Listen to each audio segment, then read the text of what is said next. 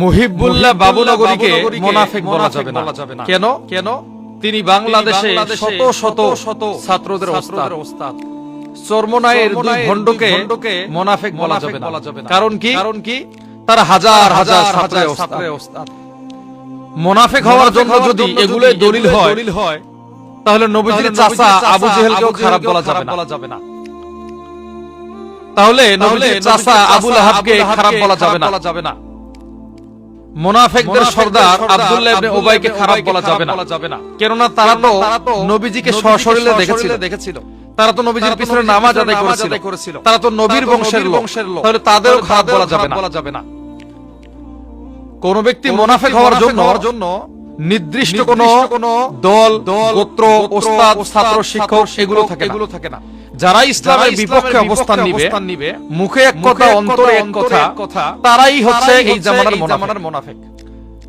তো আজকে আমরা কিছু আলেমদের আসল চরিত্রটা খুঁজে পেয়েছি। ভিতরে এতদিন তারা বিভিন্ন ছলে বলে কৌশলে ইসলামকে ধ্বংস করার চেষ্টা করেছে। যখন ইসলামী খেলাফত প্রতিষ্ঠা হতে যাচ্ছে, যখন ইসলাম বিজয় হতে যাচ্ছে, তখন তারা এসে তাদের বক্তব্যটা স্পষ্ট করছে। মুহিবুল্লাহ বাবুনগরীকে অসংখ্য ভিডিওতে আমরা শেখ হাসিনার সঙ্গে দেখেছি। ওই সময় তারা শেখ হাসিনার দালাল ছিল। এখন যেহেতু শেখ হাসিনা নাই, এখন তারা আরেকটা দলের দালাল হয়ে গেছে। আজকে তারা নামে কিছু বললেই কিছু মানুষ আমাদেরকে গালিগালাজ করে। ভাই, যতই গালি দেন, সত্যটা তুলে ধরতেই হবে। এরা হচ্ছে এই জামানার মুনাফিক।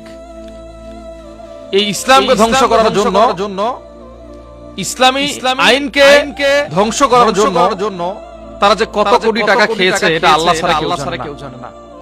যতই ষড়যন্ত্র হোক, আগামীকাল পূর্ব দিগন্ত থেকে সূর্য ওঠা যেমন সত্য, বাংলাদেশে ইসলামের রাজ কায়েম হওয়া তেমন সত্য। করোনার পাখি এই কথাটা বলেছিলেন।